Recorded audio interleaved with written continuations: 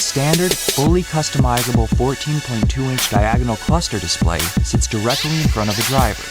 Select Cluster View Selection on the 7.2-inch control panel touchscreen to choose between Gauge, Map, Augmented Reality, or available Night Vision Display on the center cluster display. Select Gauge View and gain the ability to customize content to the left and right of the center speedometer. Change content on the left side by tapping the Vehicle Information app icon on the infotainment screen, browsing, and selecting desired content, then tapping Show in Cluster.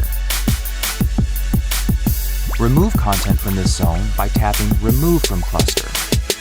Change content on the right side by using the right side steering wheel controls. Other vehicle alerts may also display in this zone. For more information, refer to the owner's manual.